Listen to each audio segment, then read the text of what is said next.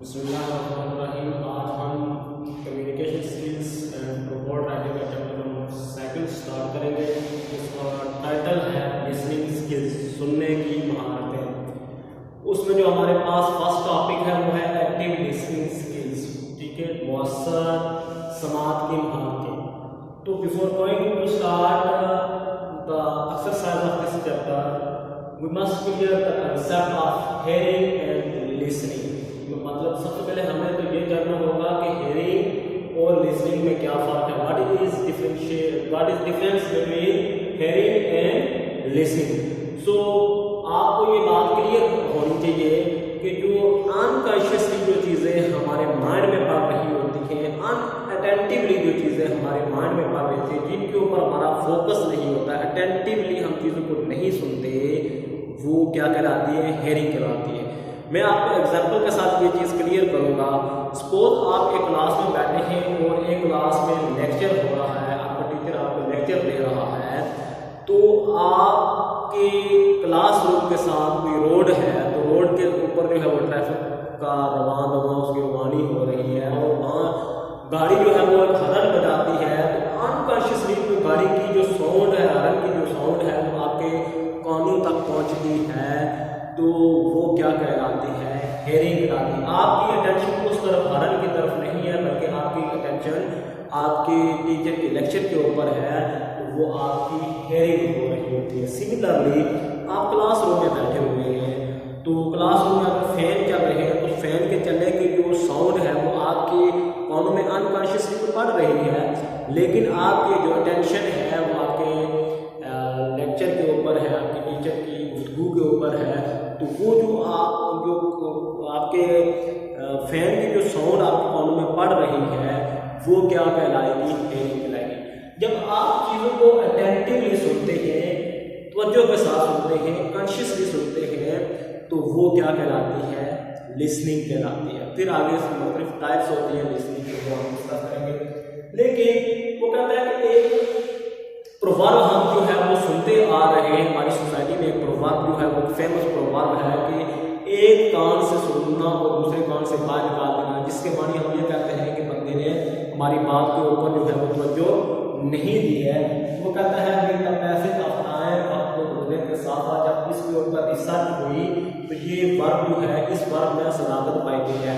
ये किसी हद तक जो है वो दुरुस्त साबित हुआ है कि लोग एक कान से सुनते हैं, दूसरे कान किससे बाहर निकाल लेते हैं। तो ये प्रभाव हम कैसे साबित करेंगे कि लोग एक कान से सुनते हैं, दूसरे कान से बाहर निकालते हैं? बहुत कम जो है वो स्मार्ट करते हैं या अपने आप चीज़ों को अपने माइंड में सेव कर लेते हैं, तो वो हम डिस्कस करते हैं। वो कहता है कि एक रिसर्च के मुताबिक मैक्सिमम जो लोग अगर गुफ्तगू को सुनने की सलाहियत रखते हैं, वो 20 से 30% जो है लोग जो है गुफ्तगू को सुनने की जो है वो सलाहियत रखते हैं। सपोज आपके सामने 100 जो है वो अल्फाज बोले जाते हैं, 100 सेंटेंसेस बोले जाते हैं, 100 चीज़ों को डिस्कस किया जाता है, उनमें से आप 25 से 30 चीज़ों को आप जो है वो मेमोराइज कर सकेंगे, उनको याद रख सकेंगे। फिर वो कहता है एक सर्वे किया गया है। उस सर्वे रिपोर्ट के मुताबिक जो हायर अथॉरिटीज होती हैं, जो आला अफसरान होते हैं, वो अपनी दिन भर की जो एक्टिविटीज़ जो होती हैं, उनकी जो मसरूफियात होती हैं, वो कहते हैं वो अपने आप को पूरा दिन में, एक दिन में अपने आप को मुख्तलिफ एक्टिविटीज़ में 80% जो है अपने आप को मसरूफ रखते हैं। वो एक्टिविटीज़ कौन कौन सी? वो कहता है कोई मीटिंग्स हो सकती हैं, या पब्लिक डीलिंग हो सकती है, लोगों के साथ गुफ्तगू हो सकती है, इंटरेक्शन हो सकता है, फिर उसके बाद जो है वो टेलीफोनिक गुफ्तगू हो सकती है। यदि वो कहता है कि 80% अपने आप को जो है हायर अथॉरिटीज़ जो होती हैं, आला अफसरान जो होते हैं, ब्यूरोक्रेट्स जो होते हैं, वो अपने आप को इंगेज रखते हैं। इसका ये मतलब नहीं है कि वो 80% लिसनिंग ही कर रहे होते हैं, उसमें उनकी स्पीकिंग भी है और उसमें उनकी लिसनिंग भी है। तो अभी हम वो सर्वे के रिपोर्ट के मुताबिक वो कहता है कि उसमें से जो वो लिसनिंग करते हैं वो 60% करते हैं, यानी अपनी पूरे दिन की मसरूफियात में 80% लिसनिंग और स्पीकिंग करते हैं। तो उसमें से वो 60% लोगों को सुनते हैं और 20% अपनी स्पीकिंग करते हैं, यानी गुफ्तगू करते हैं, लोगों के साथ बातचीत करते हैं। इसका मतलब है लिसनिंग जो है वो हमारी रोज़मर्रा ज़िंदगी में हम लोगों को ज़्यादा सुनते हैं, समाज जो है वो हमारी ज़्यादा हो गई है। फिर कहता है कि वो जो 60% है उसमें से भी जो है उनकी जो एक्टिव लिसनिंग होती है तो मौसम तरीके से सुनते हैं। जैसे मैंने कहा ना हेयरिंग और लिसनिंग में फर्क है, तो उसमें से जो 60% लोगों को जो सुनते हैं, 20% जो है वो शुरू करते हैं, उसमें से 60% से भी जो है लेस देन 50% जो है वो एक्टिव लिसनिंग करते हैं। इसका मतलब ये हुआ कि जो 10 से 12% जो है वो लिसनिंग के बजाय वो हेयरिंग कर लेते हैं। यानी इसका मतलब यह है कि वो जो लिसनिंग करते हैं वो अटेंटिवली नहीं करते, कॉन्शियसली वो चीज़ों को नहीं सुनते, उसमें से जो है लेस देन 50% वो चीज़ों को उनको याद रहती है, उनके ऊपर जो फोकस करते हैं। फिर कहता है कि जब विद इन 24 आवर्स, जब 24 घंटे गुजर जाते हैं, 24 घंटे गुजरने के बाद जो लेस देन 50% उनकी एक्टिव लिसनिंग होती है, उसमें से भी वो कितने उनके पास वो अल्फाज का ज़ख़ीरा या वो मालूमात या इंफॉर्मेशन उनके पास सेव होती है, उनको मेमोराइज हो सकती है। वो कहता है 25% जो है 25% जो है वो चीज़ें उनको 24 घंटों के बाद वो याद रहती है। मिसाल के तौर पर आज अगर मैंने ये लेक्चर दिया है कम्युनिकेशन स्किल्स का जो टॉपिक है एक्टिव लिसनिंग के ऊपर, और ये मुख्तलिफ चीज़ें हेयरिंग का कंसेप्ट और लिसनिंग का कंसेप्ट दिया मैंने, फिर मुख्तलिफ रिसर्च की जो है वो एनालिसिस मैंने किया है, रिपोर्ट सर्वे आपके सामने डिस्कस की है।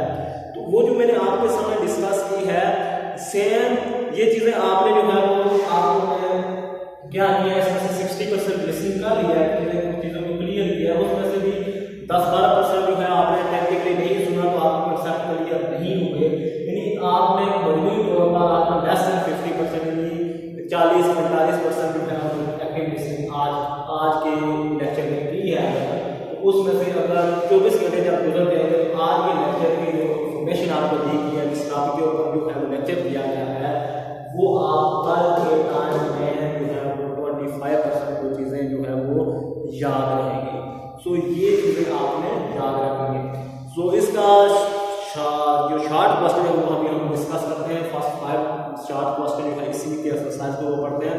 उसमें पहले क्वेश्चन वो चीज़ पूछता है कि आपने खुसूसियात लिखनी है लिसनिंग की, जो मौसम लिसनिंग होती है उसकी 3 खुसूसियात लिखनी है। वो नंबर 1 का वो कहता है आपके पास वोकैबुलरी होनी चाहिए, ज़ख़ीरा अल्फाज होना चाहिए।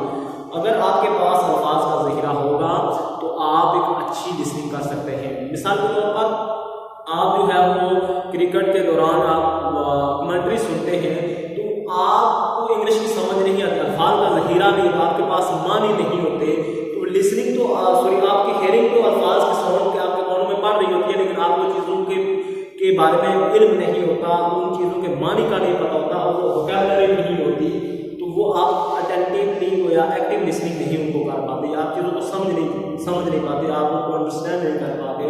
तो जब आपके पास वोकैबुलरी होगी, अल्फाज का ज़ख़ीरा होगा, तो आप चीज़ों को अच्छे तरीके से एक्टिवली अटेंटिवली कॉन्शियसली आप चीज़ों को समझ सकते हैं। फिर वो कहता है कि कुछ चीज़ें ऐसी होती हैं अगर आपको समझ नहीं आती या आपको लॉन्ग टर्म मेमोरी में वो सेव नहीं रहती, लॉन्ग ड्यूरेशन में आपके पास वो सेव नहीं रहती माइंड में, तो उसके लिए दूसरा तरीकाकार ये है उसकी खुसूसियात में कि वो ड्यूरिंग द लेक्चर आप चीज़ों को अपने पास नोट कर लें, लिख लें, कलम बंद कर लें, तो वो चीज़ें आप 1 हफ्ते के बाद, महीने के बाद, साल के बाद, 10 साल के बाद, दूसरे दिन, चौथे दिन आप उन चीज़ों को दोबारा लेक्चर को जो है दोबारा ओपन करने की कोशिश करेंगे, वो चीज़ें आपके पास सेव होंगी, मेमोराइज होंगी, और दोबारा आप उनको एक बार रिकॉल करेंगे तो वो दोबारा आपकी लिसनिंग जो है वो वही पूरा लेक्चर आपको रिकॉल हो जाएगा। ठीक है, उसके बाद आपकी ज़हानत भी डिपेंड करती है। अगर आप ज़हीन हैं,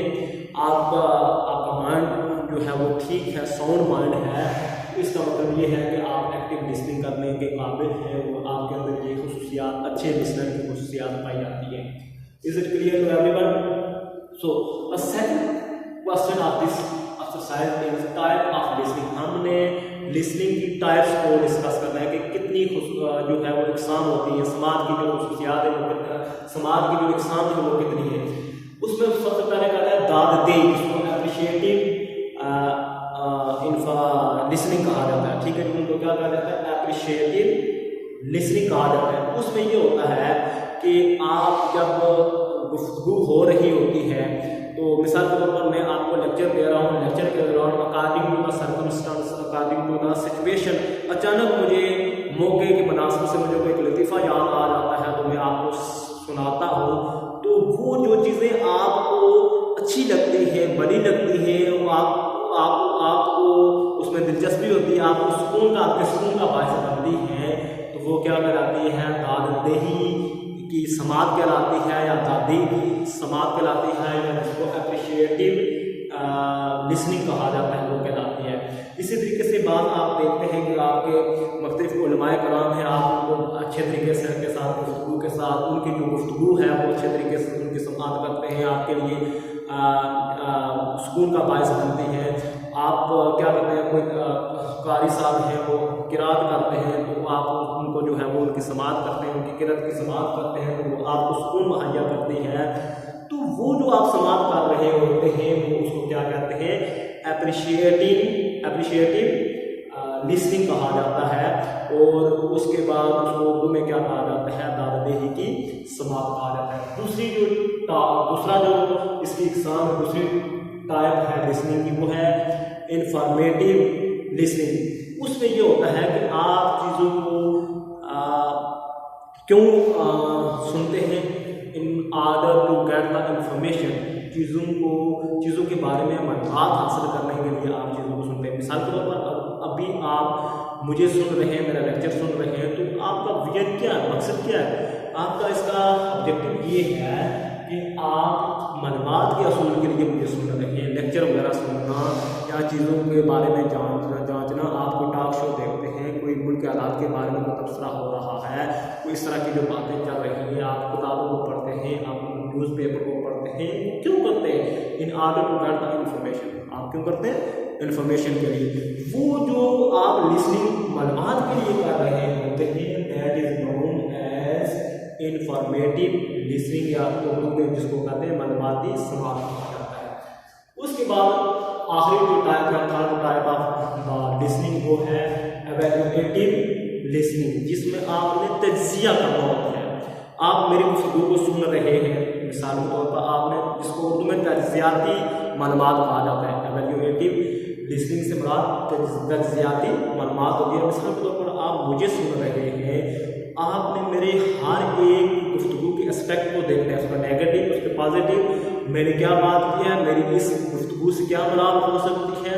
मिसाल के तौर पर आप देखते हैं, टॉक शो देखते हैं, मुख्तलिफ वहाँ जो है वो तज्जिया नगार बैठे होते हैं और वो चीज़ों के वो जो है वो अपने पॉइंट ऑफ व्यू से एक्सप्रेस कर रहे होते हैं, उनके ऊपर डिस्कशन दे रहे हैं, अपना पॉइंट ऑफ व्यू से अपनी लॉजिकली जो है वो चीज़ों को डिस्कस कर रहे होते हैं। तो वो बेसिकली चीज़ों को क्या कर रहे होते हैं, एवेल्युएट कर रहे होते हैं। वो जो इसी तरीके से जब आप क्या करेंगे, मुझे इस गर्ज से सुनेंगे कि आपने मेरी चीज़ों के, मेरी गुफ्तगू का निचोड़ निकालना है कि मैं क्या बात करने जा रहा हूँ, मैं किन चीज़ों के ऊपर मेरा फोकस है, मैं कौन से एस्पेक्ट के ऊपर बात कर रहा हूँ।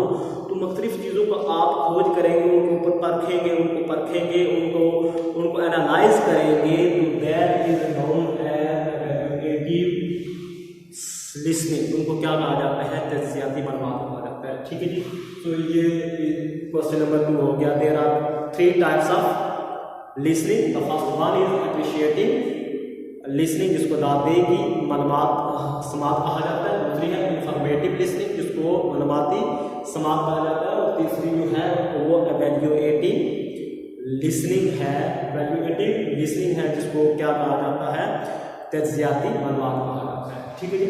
सो क्वेश्चन 3 है अप्रिशिएटिव लिसनिंग के बारे में। ये पहले हमने जो पढ़ी थी, जिसको दादे की कहा जाता है। दादे की जो समात है वो क्या है, उसमें मैंने पहले भी आपसे डिस्कस किया है कि वो दादे से मुराद ये है कि वो चीज़ें जो गुफ्तगू, जो मालूमात जो आपको बड़ी लगती है, आपकी दिलचस्पी का बायस बनती है, आपके अंदर इत्मीनान पैदा करती है, सुकून पैदा करती है, तो वो क्या कहलाती है, वो एप्रिशिएटिव लिसनिंग, या जिसको दादे की मालूमात कहा जाता है, उसको वो कहा जाता है।